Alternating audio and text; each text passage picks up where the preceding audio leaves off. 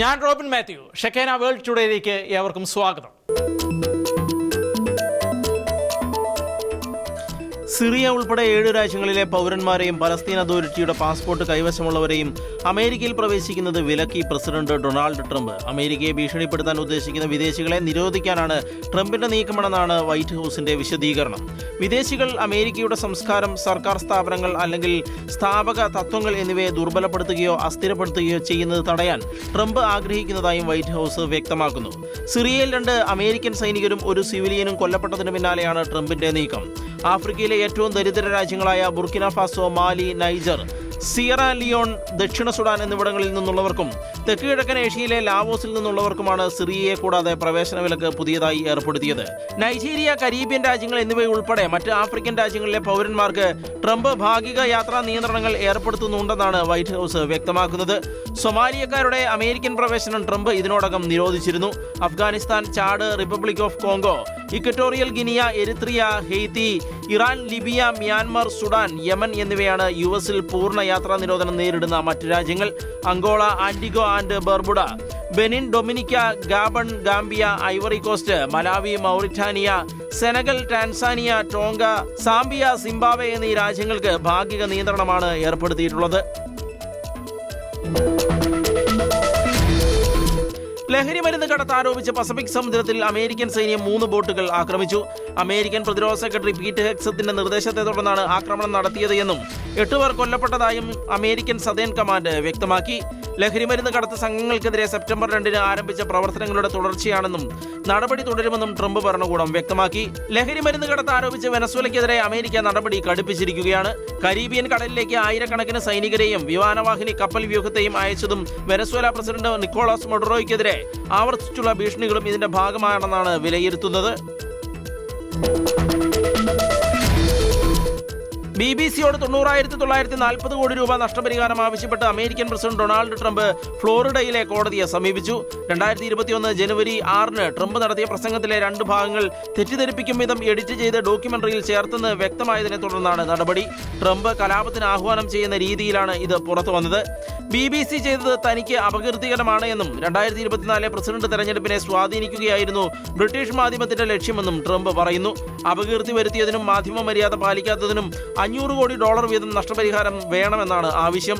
സംഭവത്തിൽ BBC ട്രംപിനോട് മാപ്പ് ചോദിച്ചിരുന്നു. Russian ആക്രമണത്തിന്റെ ഭാഗമായുണ്ടായ നാശനഷ്ടത്തിന് ഉക്രൈന് നഷ്ടപരിഹാരം നൽകാൻ രാജ്യാന്തര കമ്മീഷൻ രൂപീകരിക്കാൻ തീരുമാനം. 35 രാജ്യങ്ങളുടെ കൂട്ടായ്മയാണ് കമ്മീഷൻ രൂപീകരിക്കുന്നത്. ഇന്റർനാഷണൽ ക്ലെയിംസ് കമ്മീഷൻ എന്ന സമിതിക്ക് യൂറോപ്പിലെ മുഖ്യ മനുഷ്യാവകാശ സംഘടനയായ കൗൺസിൽ ഓഫ് യൂറോപ്പാണ് സൗകര്യമൊരുക്കുന്നത്. ആക്രമണം നടത്തിയ രാജ്യം നഷ്ടപരിഹാരം നൽകണമെന്ന് ഉക്രൈൻ പ്രസിഡന്റ് വ്ളോദിമിർ സെലൻസ്കി ആവശ്യപ്പെട്ടിരുന്നു. പണം റഷ്യ നൽകണമെന്നാണ് കൗൺസിൽ ഓഫ് യൂറോപ്പിന്റെ നിലപാടെങ്കിലും നഷ്ടപരിഹാരം നൽകുന്നതിനുള്ള പണം എവിടെ നിന്ന് കണ്ടെത്തുമെന്ന കാര്യത്തിൽ അവ്യക്തത നിലനിൽക്കുകയാണ്.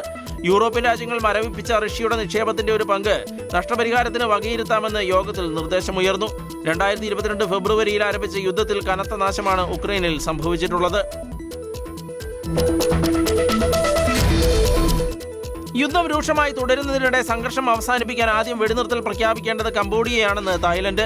ഏതൊരു വെടിനിർത്തലും നിർദ്ദിഷ്ട വ്യവസ്ഥകൾ പാലിക്കുന്നതും വിശ്വസനീയവുമായിരിക്കണമെന്ന് തായ് വിദേശകാര്യ മന്ത്രാലയ വക്താവ് മറാഠി നലിറ്റ ആൻഡാമോ പറഞ്ഞു. തായ് പ്രദേശത്തേക്ക് ആക്രമണം നടത്തുന്ന കംബോഡിയ ആദ്യം വെടിനിർത്തൽ പ്രഖ്യാപിക്കണം. തായ്ലൻഡ് അതിർത്തി പ്രദേശം ലംഘിച്ചത് കംബോഡിയ ആയതിനാൽ വെടിനിർത്തൽ പ്രഖ്യാപിക്കേണ്ടത് അവരുടെ കടമയാണ്. അതിർത്തി പ്രദേശങ്ങളിലെ കുഴിബോംബുകൾ നീക്കം ചെയ്യുന്നതിനുള്ള ശ്രമങ്ങളിൽ കംബോഡിയയും സഹകരിക്കണമെന്നും അവർ കൂട്ടിച്ചേർത്തു. എന്നാൽ ഈ നിർദ്ദേശത്തോട് കംബോഡിയ ഇതുവരെ പ്രതികരിച്ചിട്ടില്ല. അതേസമയം യുദ്ധത്തിൽ ഇതുവരെ നിരവധി പേർ കൊല്ലപ്പെടുകയും ആയിരക്കണക്കിന് ആളുകൾ അഭയാർത്ഥികളാവുകയും ചെയ്തതായാണ് റിപ്പോർട്ടുകൾ. ബ്രൂക്ലിനിൽ വീണ്ടും ജൂതവിരുദ്ധ ആക്രമണം. ക്രൗൺ ഹൈറ്റ്സിലെ കിങ്സ്റ്റൺ അവന്യൂ ലിങ്കൺ പാലസിനടുത്താണ് സംഭവം നടന്നത്.